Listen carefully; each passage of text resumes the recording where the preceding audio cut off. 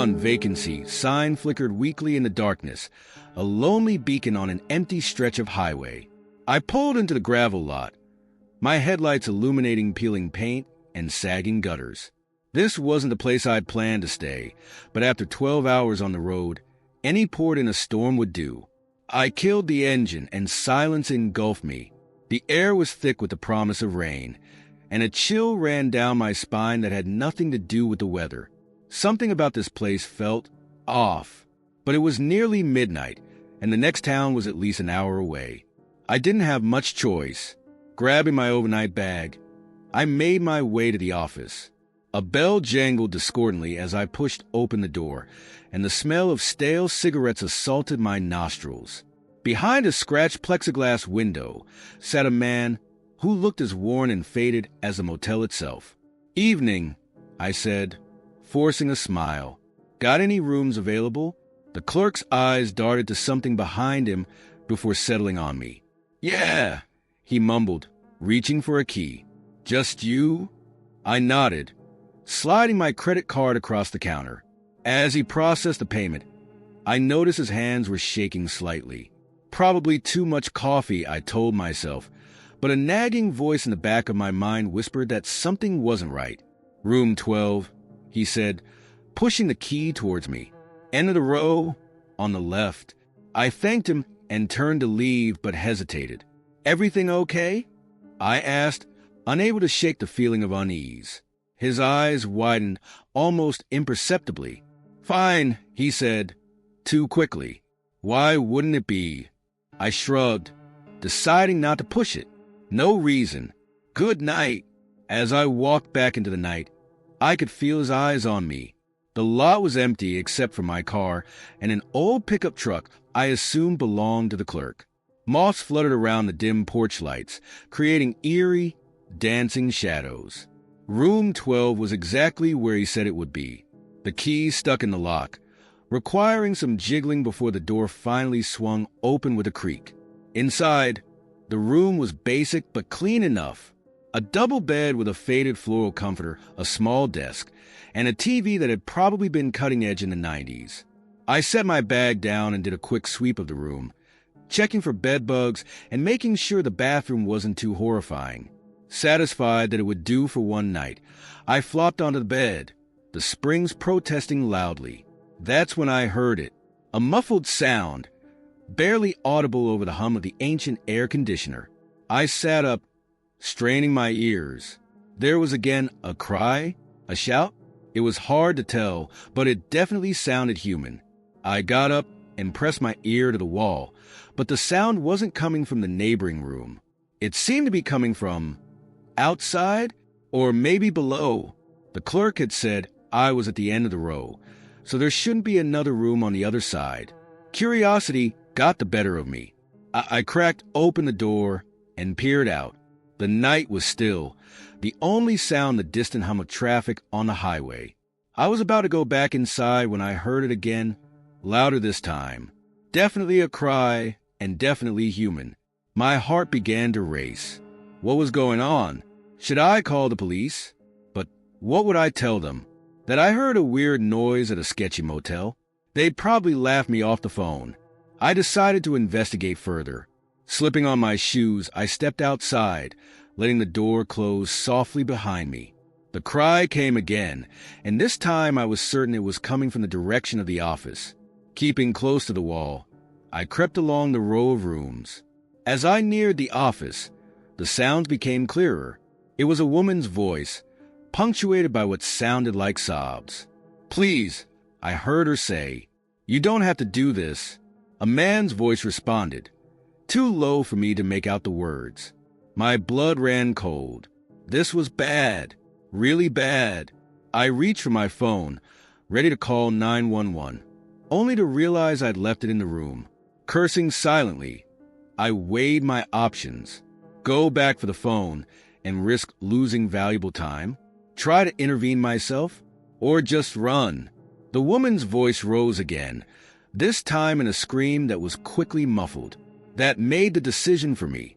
I couldn't just stand by while someone was in danger. I looked around frantically for a weapon, anything I could use to defend myself. My eyes fell on a rusty fire extinguisher mounted on the wall. It wasn't much, but it was better than nothing. Unhooking it as quietly as I could, I approached the office door. It was slightly ajar, a sliver of light spilling out onto the gravel. I took a deep breath, tightened my grip on the extinguisher, and peered inside. The scene that greeted me was not what I expected. The clerk was there, his back to me, but he wasn't alone. A woman sat in a chair, her wrists bound with duct tape.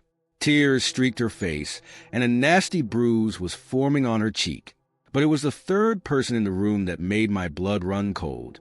A man I didn't recognize stood near the woman, a gun held casually at his side. He was talking to the clerk, his voice low and menacing.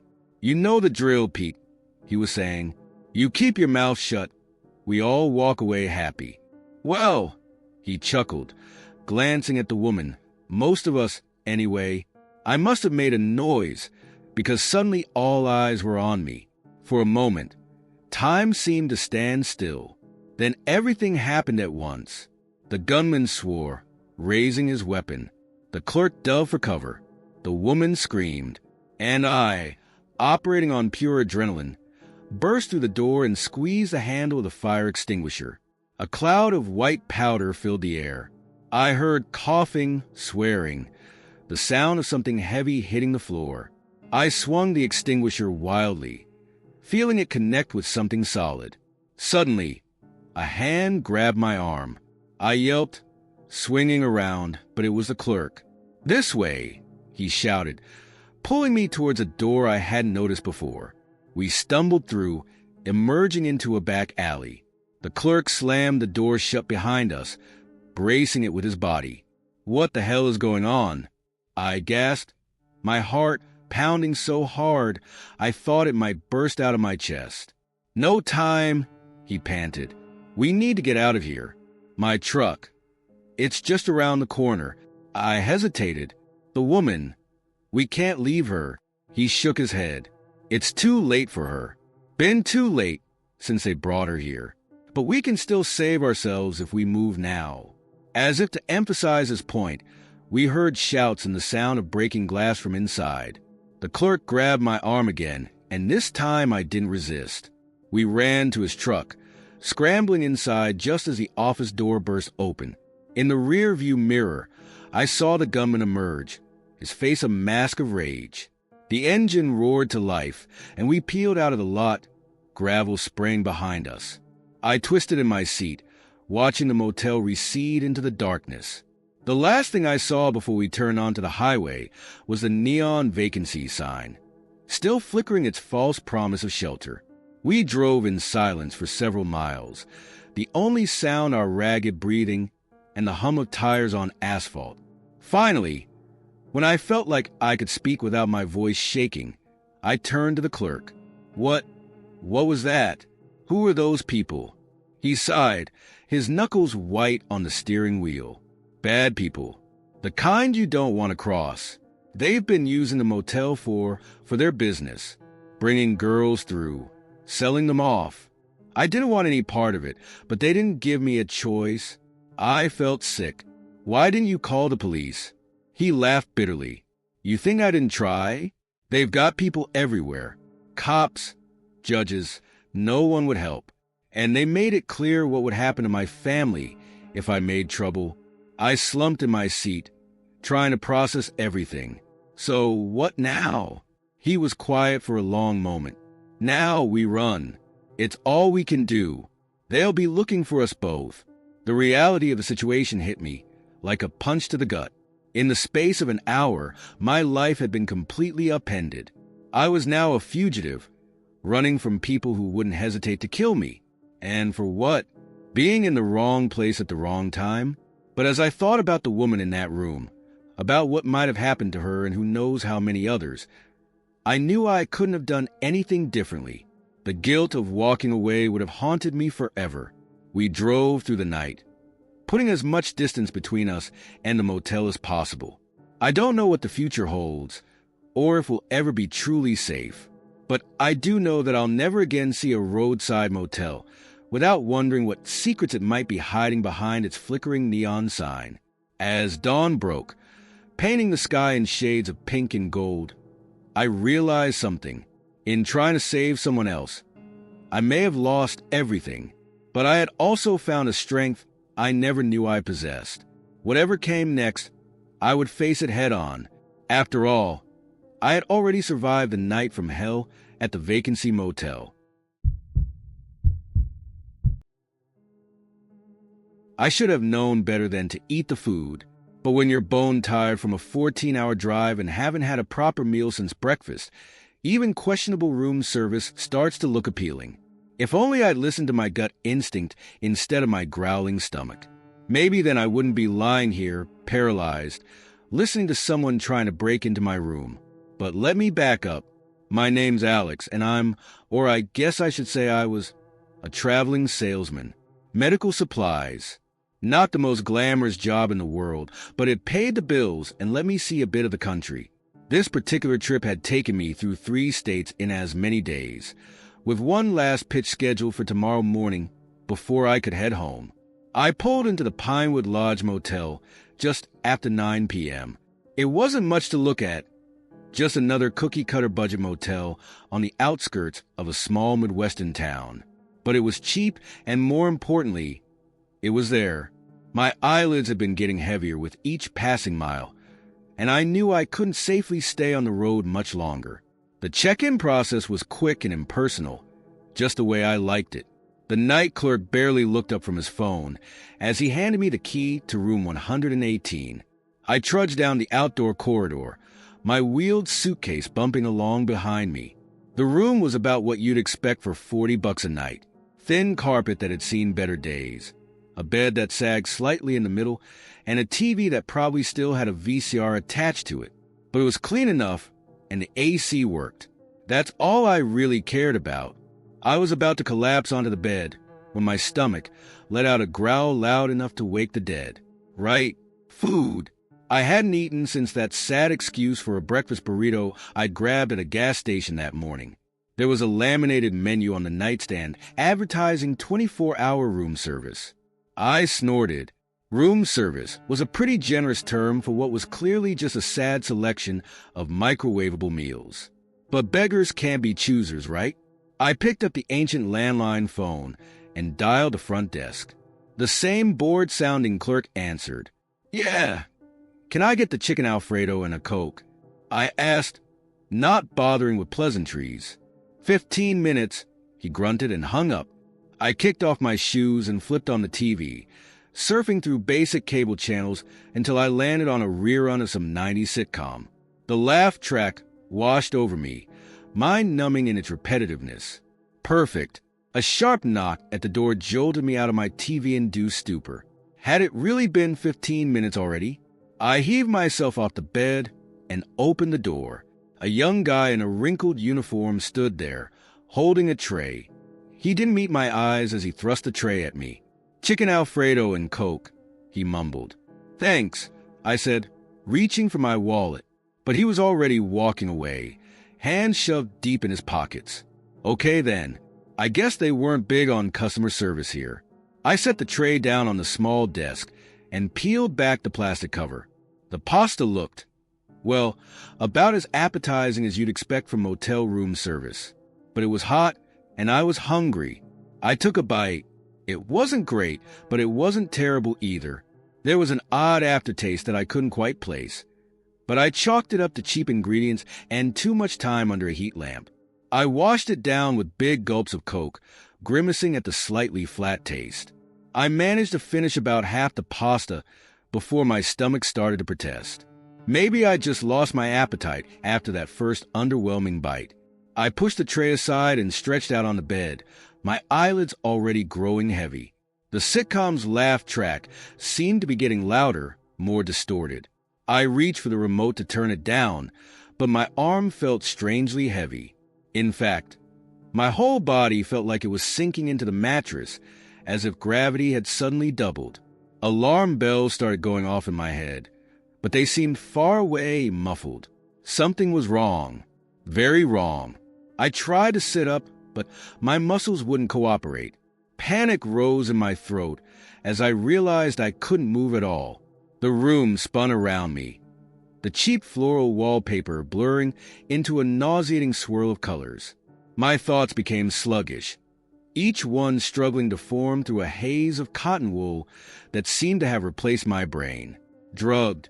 The word finally bubbled up through the fog. I'd been drugged. The food, the coke, it must have been laced with something. But why? Who would want to drug a nobody-traveling salesman? I don't know how long I lay there, trapped inside my own unresponsive body. It could have been minutes or hours. Time had lost all meaning in my drug-addled state. The TV droned on, the laugh track, now a sinister, mocking sound. Then I heard it, a scratching at the door, soft at first, then more insistent. The metallic scrape of a key card being inserted. My heart began to race, but my body remained frustratingly still. The door opened with a quiet click. Footsteps, muffled by the carpet. Then a face swam into my field of vision. It was a young guy who had delivered the food, but his demeanor had completely changed. Gone was the slouching, apathetic posture. Now he moved with purpose, his eyes sharp and calculating as they roved over my paralyzed form.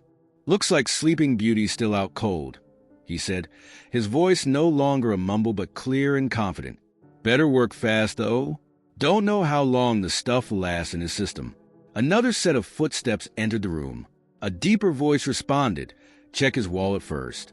We need the basics for the new cards." I wanted to scream, to fight, to do anything, but my body refused to obey. I could only lie there, a silent witness to my own robbery. The younger guy rifled through my wallet, reading out my information. Alexander James Reeves, 35 years old, from Ohio. "Perfect," the other man said. "That'll do for a start. Now, let's see what else our friend Alex has brought us." They moved around the room, out of my line of sight. I heard zippers being opened, belongings being tossed around. Every instinct screamed at me to get up, to stop them, but it was useless. I was a prisoner in my own body. "Jackpot," the deeper voice said. "Look at this laptop. Bet we can get some good data off it." "What about his phone?" the younger one asked. "Grab it. We'll crack it later. For now, let's just take what we can carry easily. We can always come back for more if the cards work out." They continued to pillage my belongings, discussing their plans in casual tones, as if they were simply packing for a trip rather than stealing a man's identity and possessions. "You think he'll remember any of this?" the younger one asked, a note of concern in his voice. The other man chuckled. "Doubtful. That stuff we used is pretty powerful. He'll be lucky if he remembers his own name when he wakes up. And even if he does, who's going to believe some rambling story about being drugged and robbed? Nah! By the time he pieces anything together, we'll be long gone." I wanted to prove them wrong, to show them I was aware of everything. But the most I could manage was a slight twitch of my finger. They didn't notice. "All right, that should do it," the deeper voice said. "Let's get out of here before anyone sees us. Make sure you wipe down anything you touched." "What about him?" the younger one asked. I felt a prod at my shoulder. "Leave him. He'll wake up eventually. Probably think he just had too much to drink or something. By then, we'll have everything we need." I heard them gathering up their ill-gotten gains. Then the sound of the door opening and closing. Then silence, broken only by the continuous laughter from the TV. I don't know how long I lay there after they left. Hours, probably. Gradually, sensation began to return to my body, first just tingling in my extremities, then the ability to twitch my fingers and toes. By the time I could finally sit up, watery morning light was seeping through the threadbare curtains. My head pounded as I surveyed the ransacked room. They had taken everything of value, my laptop, phone, wallet, even my good watch. But more than that, they had taken my sense of security, my belief that the world was generally a safe place. As I shakily reached for the room phone to call the police, knowing it was probably too late to do any good, one thought kept running through my mind. I should have known better than to eat the food. But it was too late for should-haves now. All I could do was pick up the pieces and hope that someday, somehow, I'd feel safe again in a strange room. But one thing was certain, I'd never, ever order room service again. I never thought I'd be afraid of a tiny hole in a door. But here I am, heart racing, palms sweating, staring at the peephole in our motel room like it's a portal to hell. And for all I know, it might be. Because on the other side of that peephole, someone is watching. I'm sure of it. Let me start from the beginning. I'm Mia, and this was supposed to be a romantic getaway with my boyfriend, Jake. We'd been dating for about a year, and with both of us swamped at work, we decided we needed a weekend to reconnect. Nothing fancy, just a quick trip to a nearby lakeside town. We left the city Friday afternoon, the summer sun still high in the sky. Jake drove while I navigated, my bare feet on the dashboard and the wind whipping through my hair from the open windows. It felt like freedom. We rolled into town just as the sun was setting, painting the lake in shades of orange and pink. The Lakeview Motel wasn't much to look at, a 2-story building that had seen better days, with peeling paint and a flickering neon sign. But it was right on the water, and the price was right. The clerk at the front desk was a middle-aged woman with a perpetual frown. She barely looked at us as she handed over the key to room 217. "Checkout's at 11, she grunted. "No parties, no smoking, no pets." "Charming," Jake muttered as we climbed the outdoor stairs to the second floor. I nudged him playfully. "Oh, come on. It's part of the adventure." He grinned, pulling me close for a quick kiss. "You're right. As long as I'm with you, I don't care where we are." The room was basic but clean. A queen-size bed dominated the space, covered in a faded floral bedspread. There was a small desk, a TV that had probably been cutting edge in the 90s, and a bathroom that was thankfully more modern than the rest of the place. But the best feature was the balcony. It wasn't much, just a narrow strip of concrete with a wobbly-looking railing, but it offered a stunning view of the lake. We stood out there for a while, Jake's arms wrapped around me from behind, watching the last light fade from the sky. "This is perfect," I sighed, leaning back against him. "You're perfect," he replied, nuzzling my neck. We ordered a pizza and ate it on the bed, flipping through fuzzy cable channels and laughing at cheesy commercials. It was simple, but it was exactly what we needed, away from the pressures of work and daily life. We could just be us again. Later, as Jake was in the shower, I decided to unpack our overnight bags. As I was hanging up a dress in the small closet, something caught my eye. The peephole in the door seemed off somehow. I couldn't put my finger on it at first, but as I moved closer, I realized what it was. The peephole was dark, completely dark. Now, I'm no expert on peepholes, but I was pretty sure they were supposed to let light through. That's kind of the whole point, right? To see what's on the other side of the door. I leaned in, trying to peer through, but it was like looking into a black hole. No light, no movement, nothing. A chill ran down my spine, though I couldn't quite explain why. It was just a peephole, after all. Probably just dirty or painted over by a previous guest who was paranoid about privacy. But something about it nagged at me. I found myself avoiding looking at it as I finished unpacking, like it was a dark eye watching my every move. Jake emerged from the bathroom in a cloud of steam, a towel wrapped around his waist. "Your turn, babe," he said, running a hand through his damp hair.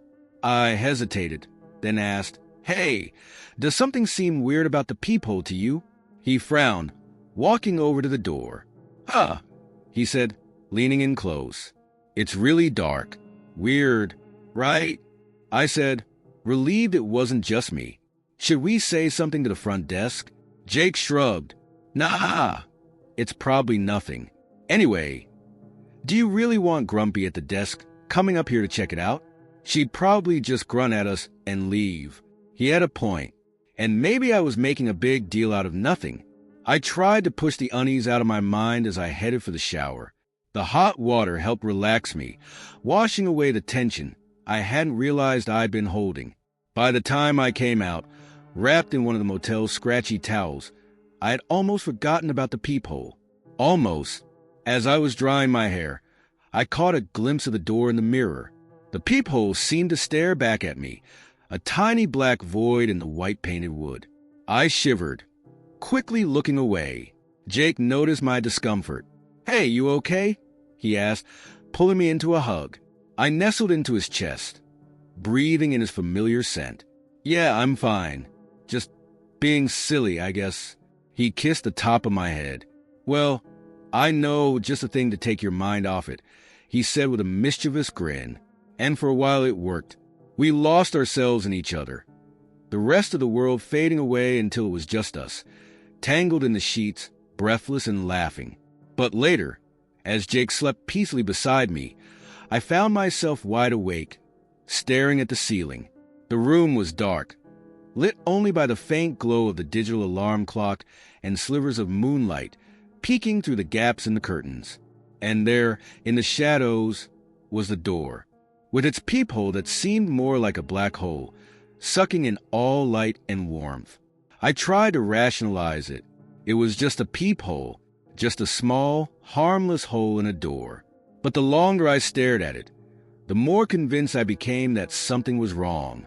That tiny dark circle seemed to grow larger in my mind, expanding until it threatened to swallow the whole room. Unable to take it anymore, I slipped out of bed, careful not to wake Jake. I padded across the room, the cheap carpet rough under my bare feet. Standing in front of the door, I took a deep breath and leaned in close to the peephole.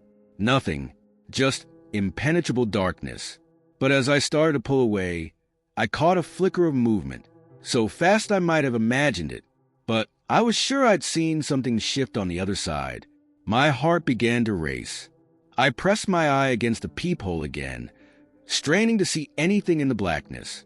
For a long moment, there was nothing. Then, suddenly, a pinprick of light appeared. It grew larger, brighter, until I realized with horror what I was seeing. Someone on the other side was looking back at me. I stumbled backward, a scream caught in my throat. Jake stirred, mumbling sleepily, "Mia, what's wrong?" "There's someone out there," I whispered, my voice shaking. "Someone's looking through the peephole." Jake was instantly alert, jumping out of bed. "What? Are you sure?" I nodded frantically. "I saw an eye. They're watching us." Jake. He approached the door cautiously, peering through the peephole. After a tense moment, he turned back to me. "I don't see anything, babe. It's just dark." "But I saw it," I insisted. "I swear there was an eye." Jake ran a hand through his hair, clearly unsure what to think. "Okay, let's think about this logically. Even if someone was looking through from the other side, how could you see their eye? That's not how peepholes work." He had a point, but it didn't erase what I'd seen, or thought I'd seen. Doubt began to creep in, mixing with the fear that still had my heart racing. "Maybe," I said slowly, "maybe the peephole has been tampered with, reversed somehow." Jake frowned, examining the door more closely. "I suppose it's possible. Some creep could have switched it around so they could look in instead of out. But why? And why this room?" A horrible thought occurred to me. What if this isn't the first time? What if they do this regularly? Spying on guests? The implications of that made my skin crawl. How many people had been watched without their knowledge? How much had this unseen voyeur seen? Jake's expression hardened. "Okay, that's it. We're getting out of here." We packed in record time, throwing our belongings haphazardly into our bags. Jake called the front desk, making up a story about a family emergency requiring us to leave immediately. As we hurried down the stairs, I couldn't shake the feeling of being watched. I kept looking over my shoulder, half expecting to see someone lurking in the shadows. The night clerk, a different woman from earlier, thankfully, seemed confused by our hasty departure but didn't ask questions. As Jake handled the checkout, I stood by the door, keys in hand, ready to make a run for the car if necessary. It wasn't until we were on the road, the motel shrinking in the rearview mirror, that I finally began to relax. Jake reached over and squeezed my hand. "You okay?" he asked softly. I nodded, though I wasn't entirely sure if it was true. "Yeah, I think so. Thanks for believing me." He brought my hand to his lips, kissing it gently. "Always. We're in this together, remember?" As we drove through the night, putting as much distance between us and the Lakeview Motel as possible, I couldn't help but think about all the other guests who would stay in that room. Would they notice the strange peephole? Would they feel the same unease I had? Or would they sleep peacefully, blissfully unaware of the eyes that might be watching them in the dark? One thing was certain. I'd never look at a peephole the same way again. And our next romantic getaway? It was definitely going to be at a place with solid doors and no peepholes. Some things are better left unseen. The first time I saw him, I thought it was just a coincidence. The second time, I told myself I was being paranoid. But now, as I sit here in the darkness of my motel room, watching his shadowy figure through a crack in the curtains, I know the truth. He's been following me, watching me, waiting. And I have no idea why. My name's Sarah, and until about 12 hours ago, I was just an ordinary woman on a solo road trip. Now I'm not sure what I am. A victim? A target? Or just a woman with an overactive imagination? I guess that depends on what happens next. It all started when I pulled into the Sun Valley Motel just off I-80. I've been driving for almost 10 hours straight, my eyes burning from the endless stretch of highway. The motel wasn't much to look at, just a long, single-story building with peeling paint and a neon sign that buzzed like an angry hornet. But it was cheap, it was there, and most importantly, it meant I could finally stop driving. The parking lot was nearly empty when I arrived. Just a couple of semi-trucks at the far end and a beat-up pickup closer to the office. As I eased my car into a spot near my assigned room, I noticed a man leaning against the pickup, smoking a cigarette. There was nothing particularly remarkable about him. Middle-aged, average height and build, wearing jeans and a faded t-shirt. But something about the way he watched me as I parked made the hair on the back of my neck stand up. I told myself I was being ridiculous. He was probably just another traveler, killing time while waiting for someone. Still, I made sure to grab all my valuables from the car, not wanting to make a second trip. As I fumbled with my key card at the door, I felt his eyes on me. I glanced over my shoulder, trying to be subtle about it. He was still there, still watching. Our eyes met for a brief moment, and he nodded, a small smile playing at the corners of his mouth. I hurried into my room, my heart pounding. "Get a grip, Sarah," I muttered to myself. Not every man who looks at you is a creep. The room was basic but clean. I did a quick sweep, checking for bed bugs and making sure the bathroom wasn't too horrifying. Satisfied, I flopped onto the bed, the springs creaking in protest. I must have dozed off because the next thing I knew, it was dark outside. My stomach growled, reminding me that I hadn't eaten since that sad gas station sandwich at lunch. There was a vending machine near the office. Not ideal, but it would do for tonight. I grabbed some cash and my room key, then hesitated at the door. For some reason, I felt uneasy about going outside, which was silly, right? It was just a motel parking lot. I peeked out the window, scanning the area. The pickup truck was gone. See, nothing to worry about. I was just tired and letting my imagination run wild. The night air was cool on my skin as I made my way to the vending machine.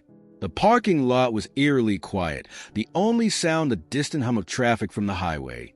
I fed my dollars into the machine, the mechanical whir and thunk of the snacks dropping sounding impossibly loud in the stillness. As I turned to head back to my room, movement caught my eye. A figure was walking across the parking lot, coming from the direction of the office. My breath caught in my throat as I recognized him. The man from earlier, the one who had been watching me. He wasn't looking at me now, seemed to be focused on something in his hand, a phone maybe, but his path was taking him directly towards me. I clutched my snacks to my chest and quickened my pace. Not quite running, but definitely not strolling either. I fumbled with my key card, acutely aware of the sound of footsteps behind me. Just as I got the door open, I heard a voice. "Excuse me, miss?" I froze, 1 foot inside my room. Slowly, I turned to face him. He stood a few feet away, hands in his pockets, that same small smile on his face. "Yes," I managed to say, hating how my voice shook. "Sorry to bother you," he said, his tone casual. "I was just wondering if you had the time. My phone died." I blinked, thrown off by the mundane request. "Oh, it's..." I glanced at my watch. 9:47, he nodded. "Thanks. Have a good night." And then he walked away, just like that. I stood there for a moment, feeling foolish. See, just a normal guy asking for the time. Nothing sinister at all. I went back into my room, locking the door behind me. As I munched on my vending machine dinner, I laughed at myself. All that panic over nothing. I was letting the true crime podcast I listened to on my drive get to me. But then I saw him again. I was getting ready for bed, brushing my teeth at the small sink. Movement outside the window caught my eye. I froze, toothbrush halfway to my mouth. There he was, walking slowly past my room. He wasn't looking at the window, wasn't doing anything threatening, just walking. But something about it felt wrong. I rinsed my mouth and crept closer to the window, peering out through a gap in the curtains. He had stopped at the end of the building, just standing there, looking out at the highway. As I watched, he turned, his gaze sweeping across the motel. I ducked back, my heart racing. This couldn't be a coincidence, could it? The same man, in the same place as I was, multiple times in one night? But what did it mean? Was he really following me? And if so, why? I spent a fitful night, tossing and turning, every small noise jolting me awake. Each time, I'd creep to the window, peering out into the darkness. Sometimes I saw nothing, but more often than not, he was there, sometimes walking, sometimes standing still, but always present, always watching. By the time dawn broke, I was a wreck. I hadn't slept more than a few minutes at a time, jumping at every shadow and sound. As sunlight began to filter through the curtains, I made a decision. I had to get out of here. I packed quickly, shoving my belongings haphazardly into my bag. My hands shook as I tried to zip it closed. A glance out the window showed the parking lot empty. No sign of my nocturnal watcher. This was my chance. I took a deep breath, steeling myself, then opened the door. The morning air was crisp, the sky a pale blue streaked with pink and gold. Any other time, I might have found it beautiful. Now, it just felt exposed. I hurried to my car, every nerve on high alert. The parking lot remained empty, silent except for the chirping of a few early birds. Maybe I had imagined it all. Maybe lack of sleep and too much caffeine had created a boogeyman out of an ordinary traveler. I was just about to unlock my car when I heard it. Footsteps, coming from behind me. I whirled around, my keys clutched between my fingers like a weapon. And there he was, walking towards me with that same casual stride, that same small smile. "Good morning," he called, his voice friendly. "Leaving so soon?" I backed up against my car, my mouth dry. "Who are you?" I managed to croak out. "Why are you following me?" He stopped a few feet away, head tilted slightly as if confused. "Following you? I'm not following anyone, miss. I'm just a guest here. Same as you." "Bullshit," I spat, surprising myself with my vehemence. "I've seen you watching me. All night. Why?" His smile never wavered, but something changed in his eyes. A coldness that hadn't been there before. "You've got quite an imagination, don't you? But I suppose that's what happens when you travel alone. You start seeing threats everywhere." He took a step closer. I pressed myself harder against the car, my fingers fumbling for the door handle. "Stay back," I warned, trying to sound braver than I felt. He held up his hands in a placating gesture. Now. There's no need for that. I'm not going to hurt you. I just thought we could get to know each other a little better. It's lonely on the road, isn't it? My skin crawled at his words, at the implication behind them. In that moment, I knew I had to get out of there immediately. With a surge of adrenaline, I spun around, yanked open my car door, and threw myself inside. He moved faster than I expected, reaching for the door, but I slammed it shut and hit the lock button. His face appeared at the window, that smile now a grimace. "Don't be like that, Sarah," he said, his voice muffled through the glass. "We could have such a good time together." The use of my name sent a chill down my spine. How did he know that? Had he been in my room while I slept? With shaking hands, I jammed the key into the ignition and started the car. He stepped back as I threw it into reverse, tires squealing as I peeled out of the parking lot. In my rear-view mirror, I could see him standing there, watching me drive away. Even from a distance, I could see that smile. It stayed with me as I sped down the highway, putting as many miles between us as I could. I don't know who he was or what he wanted. I don't know if I was ever in real danger, or if my fears had blown everything out of proportion. But I do know one thing. I'll never stay in another roadside motel again. And I'll always trust my instincts when they tell me something isn't right. Because sometimes the monsters aren't just in our imaginations. Sometimes they're standing right there in the parking lot, waiting for their chance. Knock, knock, knock. The sound jolts me awake, my heart pounding in my chest. For a moment, I'm disoriented, the unfamiliar shadows of the motel room swimming in the darkness. Then I hear it again. Knock, knock, knock. Steady, insistent, coming from the door. I glance at the bedside clock. 2:37 a.m. Who could be knocking at this hour? My name's Daniel, and this isn't how I expected my family road trip to go.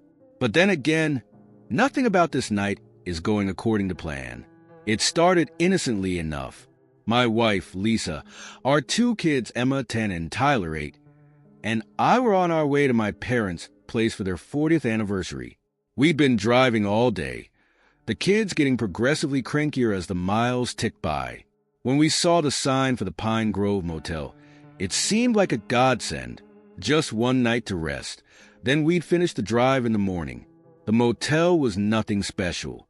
A single-story building stretched out in a long L shape, paint peeling and neon sign flickering weakly. But it was cheap. It was there, and most importantly, it meant we could all get some sleep.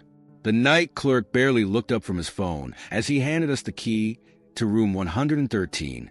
"Checkout's at 11, he grunted. No smoking, no parties, no pets. We lugged our bags to the room, the kids perking up at the prospect of a TV and vending machine snacks. The room was basic but clean enough. 2 queen beds, a small table with chairs, and a bathroom that had seen better days but wasn't horrifying. Lisa and I shared a weary smile as we got the kids settled.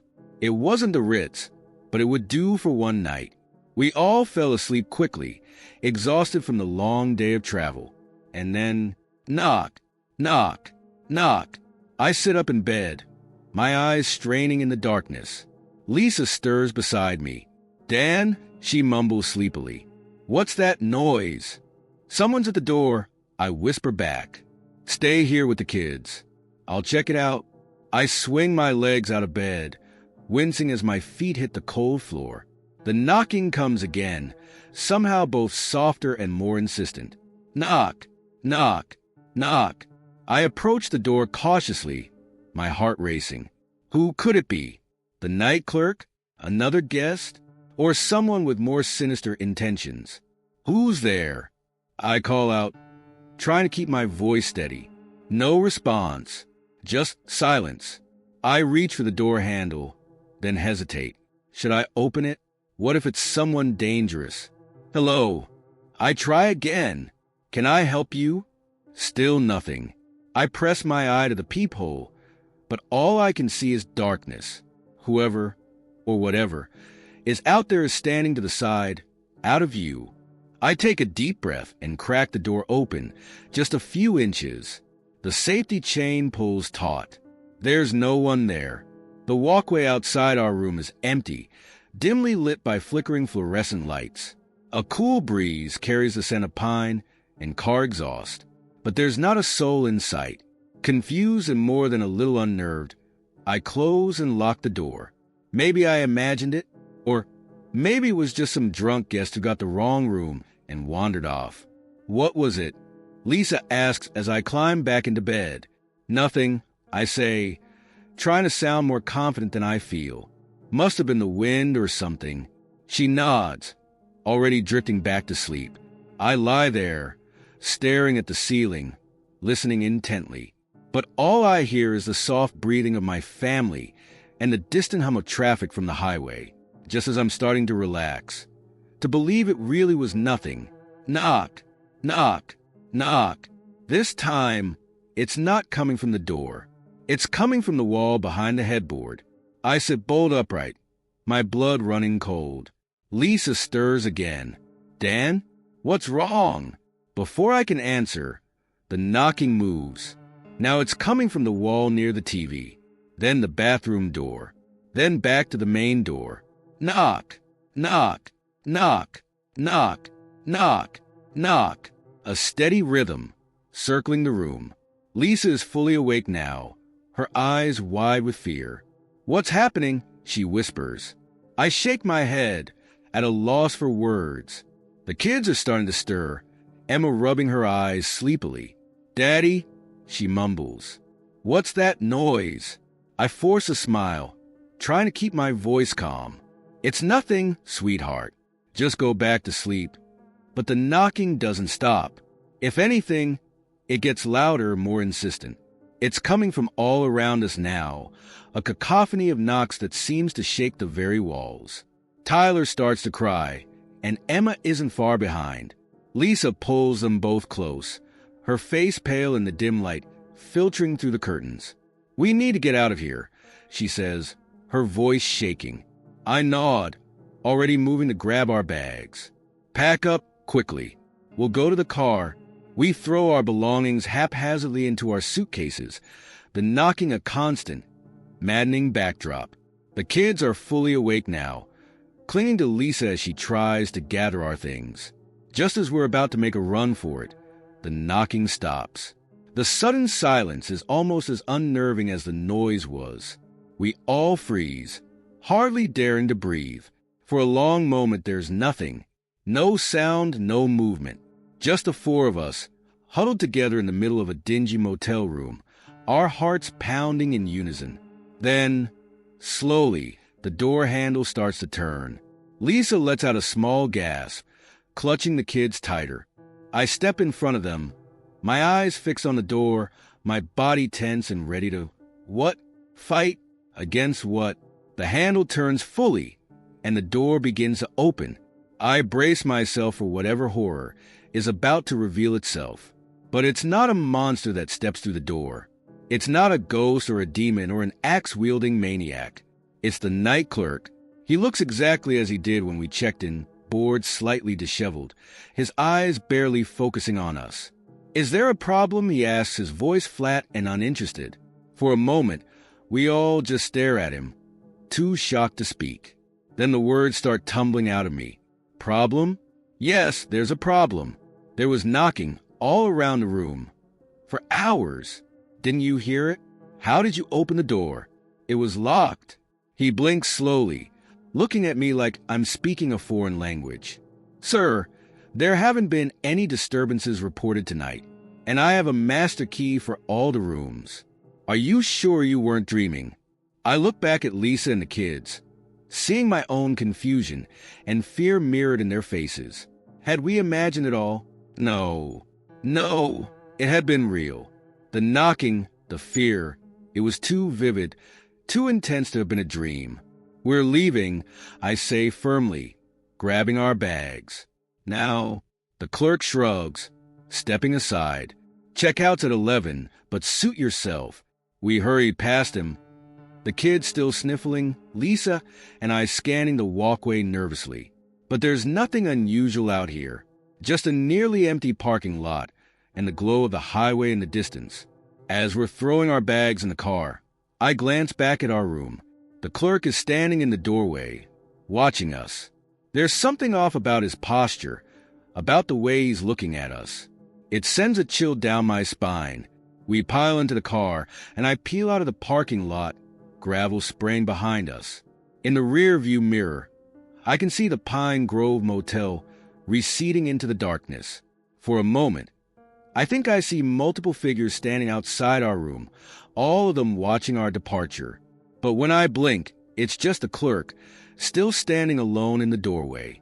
We drive in silence for a while, the events of the night hanging heavy in the air. Finally, Lisa speaks. What do you think that was? I shake my head, my knuckles white on the steering wheel. I don't know, and I don't think I want to know. In the back seat, Emma pipes up, her voice small. Can we never stay in a motel again, despite everything? I can't help but let out a shaky laugh. Yeah, kiddo, I think that's a good idea.